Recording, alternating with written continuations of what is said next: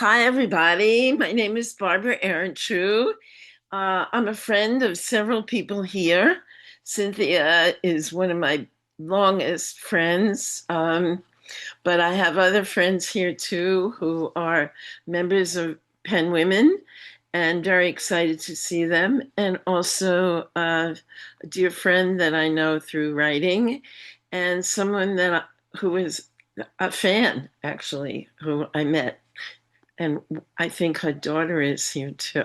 So this is the book that got the award.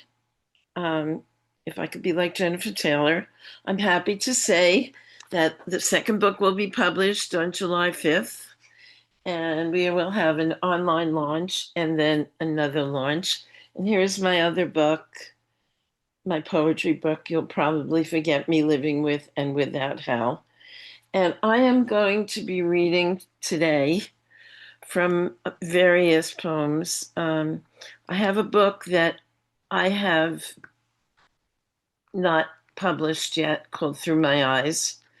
And that one is one that I took a lot of these poems from. But I want to just start with this because this is the, the poem that I put as the first poem in my book. So here goes. I just want to say that Lorraine's reading was so deeply moving to me that I can't believe I'm following her, but I will try. Serendipitous musings through my eyes.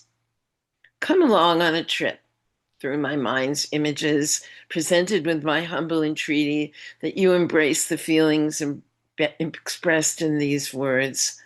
My life has been a series of serendipitous experiences woven with the pleasant vistas of various locales and distinct joy found in these. Burrow into these phrases, filled with my thoughts, inspired by deep emotions at the time, and maybe you will find one you can hold close to your heart. Let the serendipity of discovery guide you as you hear these words that may or may not bring out your own emotions. And so that was Serendipitous Musings. And I am going to now go on with the other poem. Okay. So the next poem is called Beginnings. There's a space filled with wonder and joy, excitement and fear, hesitation and anticipation. And by the way, thank you, everybody.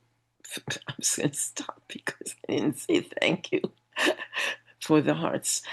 Excitement and fear, hesitation and anticipation before you begin anything.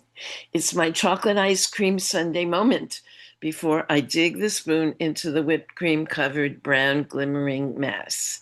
It's the moment before anything happens. You are uncertain of the outcome and wary of the possibilities. While anticipating the possibilities, they are waiting to be tasted. Your senses are alive. You hope and pray it will be different this time. Every beginning is the start of something exciting and new, a chance to change everything. And in that moment, you capture the wonder of life. You let it glide gently over you, a butterfly wing of time. Then suddenly it's no longer the beginning, and you have leapt past the wonder-filled space into the realm of possibility.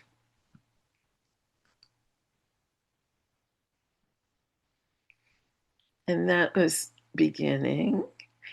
And and the next one, because it's Father's Day, I looked for a poem about fathers,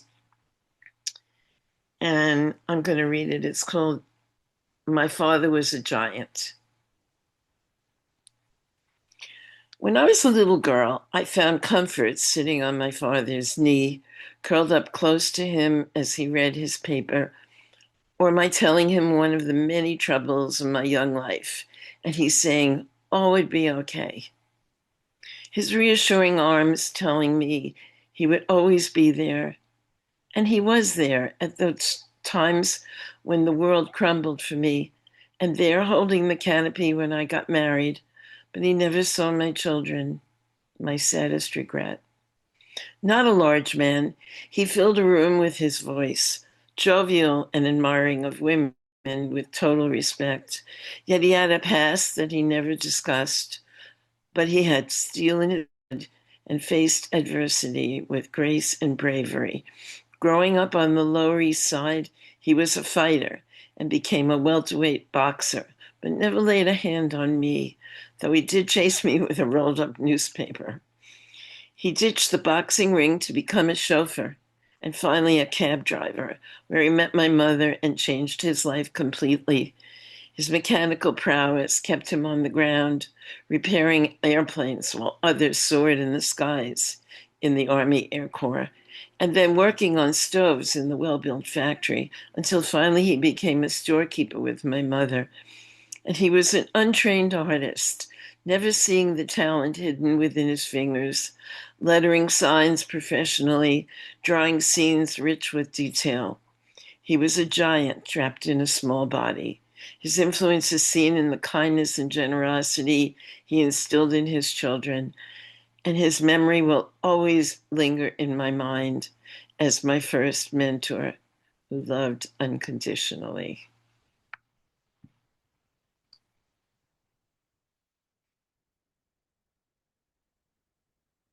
Thank you. Thank you so much. And now on to the next poem. And this one I wrote when I was in Santa Clara and I went to a workshop, a writing workshop. And then the last day of the trip, a friend of mine took a trip and walked down the beach. And I saw this. I saw these pelicans. It's called Pelicans on the Beach. Congregating in a large group, an incongruous sight on the long stretch of crystal and sand, I spied pelicans reminding me of staid businessmen in their dark gray bodies, hardly moving as only one or two ventured from the flock, attending to the patch of beach beneath their splayed feet. They were uncaring as I ventured close enough to see their massive bills at rest now, waiting for the taste of sea-washed dinners. Observing as a curious bystander, my heart leaped as one by one they soared into the open azure-tinged sky, unfurling their wings in a display of freedom, creating a moment of wonder at the intricacies of nature's creations and bringing to the spill of a memory captured in the second they sprang from the earth and displayed their true prowess.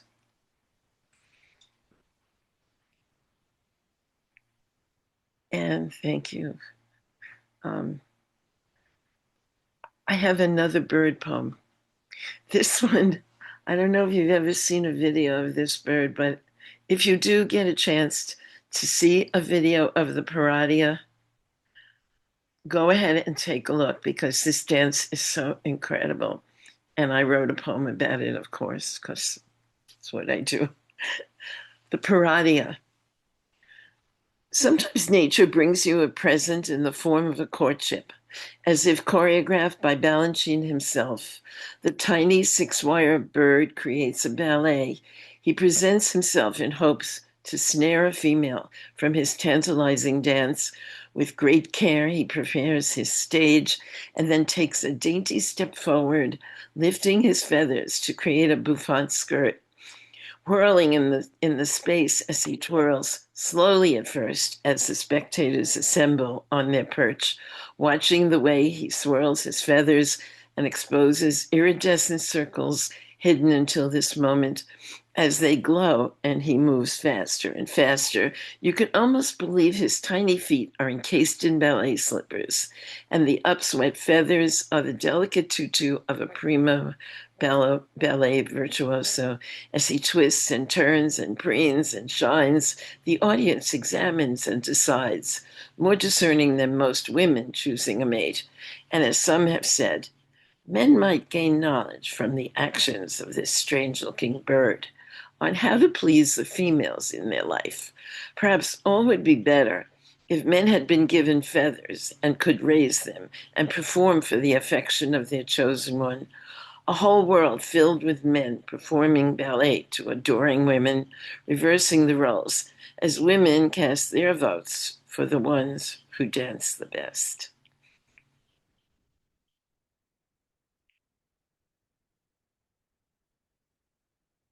Thank you. And this one comes from You'll Probably Forget Me Living with and Without Hal. And this book was published in 2016.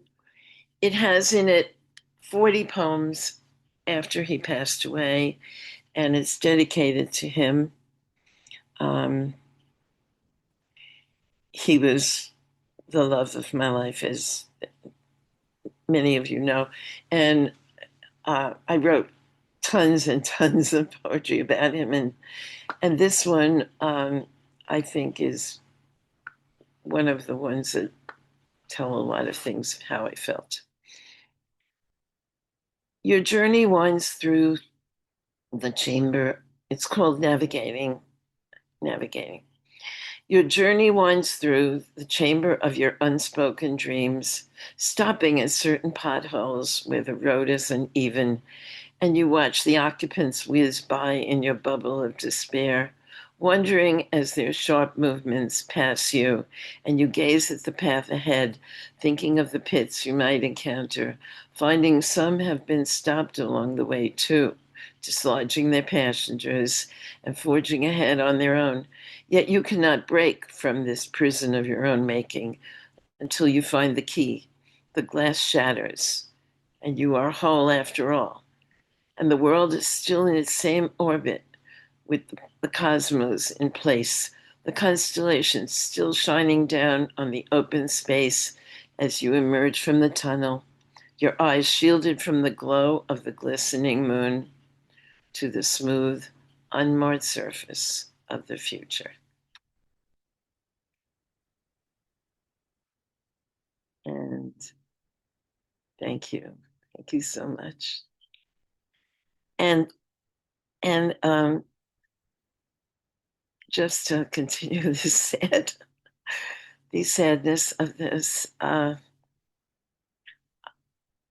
this is about, I don't know if any of you have know anyone like this, but it's about someone who doesn't show their emotions, and it's called Empathy: How I Can See Inside of You to the Inner Core and Find the Real Person Inside.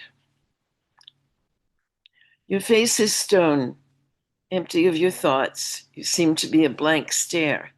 And yet there are feelings inside of you that have been forced into a black hole deep in your heart where you have kept them hidden from the outside world. These are mean and raw and full of pain as your life seems to be every day.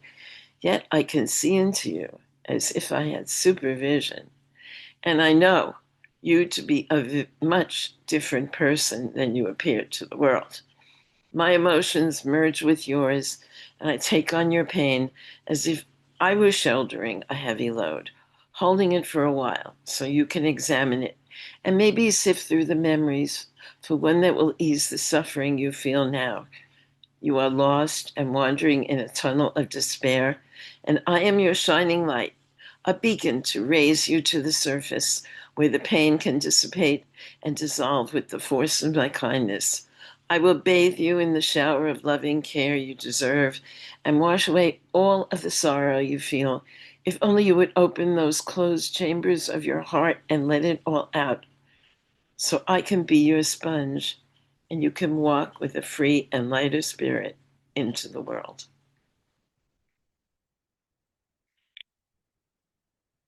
And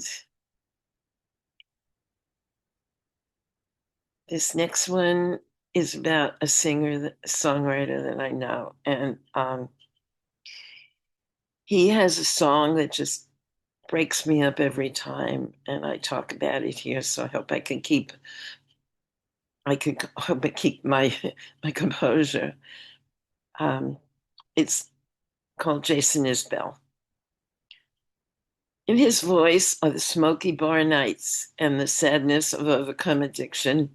It barrels through me as I listen, plaintive with a touch of a southern twang from his home state of Alabama. And yet he sings of everyday things. His songs bring you into lives you may not have ever seen.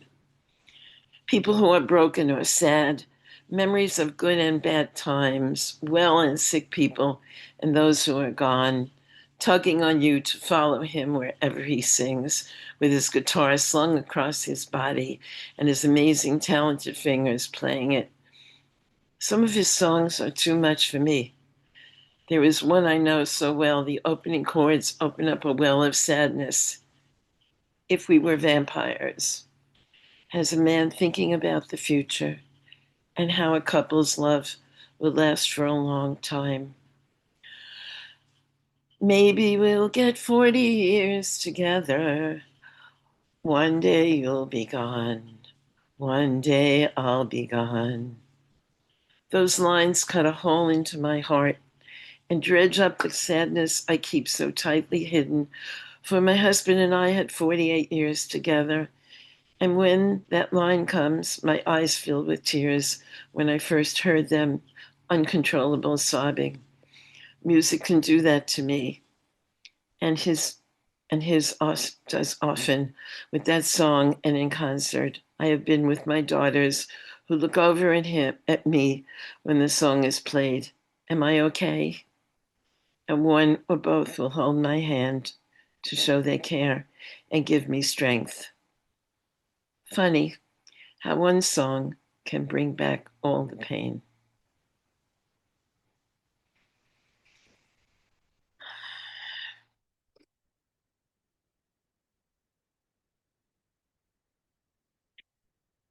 Now we'll go deeper into sadness, because why not? Losing my soulmate. At first, and thank you, at first the loss seared into me. So deep, needles pierced my heart. Each day I awoke with the taste of ashes, knowing yours was somewhere underwater and your soul was flying out there in the ether. My soul, bereft of its mate, languished in torment.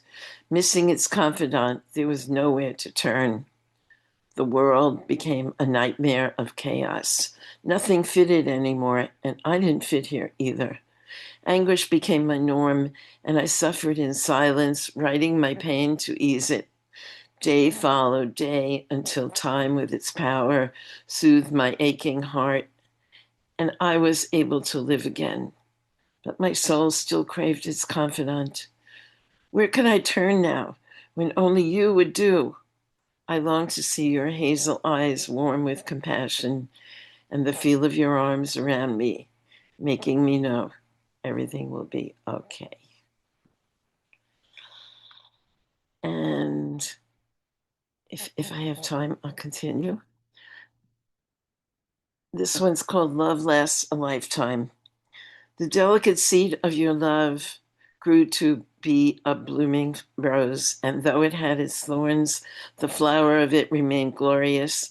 So spectacular it continues on today, though the flower is deceased and the petals are disintegrated. Essence of its beauty remains in my heart, a painting of its blooming presence when the delicate buds of its fragrant beauty existed between us and painted by my brain will always be there no matter what. Your love permeates my every waking hour. Remembering it brings joy and sadness.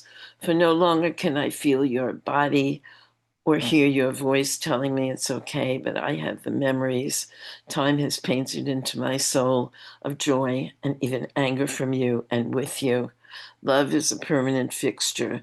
It continues without substance, floats in the air as amorphous presence, always there as life support when needed. Your love anchors me and keeps me sane. It is my bulwark against the raging world. And now, something a little different and sort of fun. Thank you so much. To ease the sorrow. It's a modern sonnet. It's called Fashion, and I think everybody thinks this way. Shall I undress and leave my clothes to slip into those for fashion? Maybe I should paint my toes in the color of my latest passion. Should I walk barefoot? Should I walk barefaced into a store and have my look redone? Style my hair in a new coiffure? Maybe a dainty one for fun. Perhaps I am aiming too high for my unpretentious life, but magazines make me want to try. Fashion must be followed, no matter the strife. But as I glance at store windows to see what to wear, I'm left in a questionable state, and I'm left with despair. For I know in my heart I will never be a fashion plate. Who cares anymore if the skirt's short or long as the style isn't a sarong?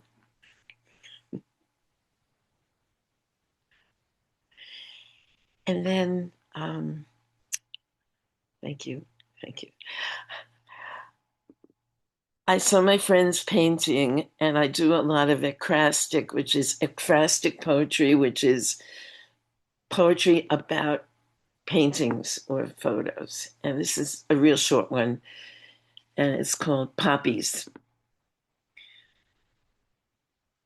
This was this was published in the National League of American Pen Women Magazine with her painting. So I wish I had the painting to show you. They almost fly off the canvas with their red petals dancing, holding my interest, creating music where there was none, captivating in their symmetry, a field of poppies with intoxicating Wizard of Oz aroma, captured in the height of their glory, breathtaking to behold. And that was Poppy's very short poem. And now I have a poem that Cynthia likes this one, and I think other people do. I had to write a poem in the style of Charles Bukowski, and if you don't know that style, he's really a cool poet. I couldn't possibly do it in his style, but I tried. It's called If You Have a Dream. If you have a dream, follow it to the end. Don't wimp out before you finish. Ride that sucker until you have no breath, and they are measuring you for your funeral clothes. Keep going when the hurricane of derision pours on you. Ignore it and build a tent to protect you as you forge on.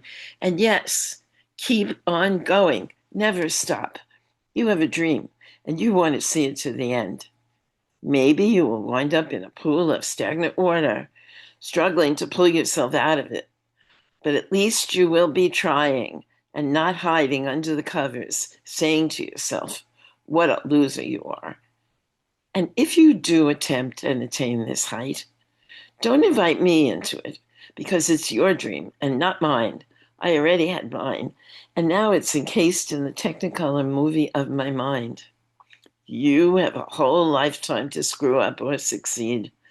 I am a useless shell with empty, broken dreams in my pocket. I'll throw them away, and then we can go for a nice long walk. We'll talk. We'll talk about your dream and how I am glad it's not mine. And on a very high note, it's called Always Look Up. As you struggle to find your way, looking for a path to your happiness, don't look at the ground for your direction, for that will only bring you a shortened sense of place. It will limit your vision to the tiny space in front of you.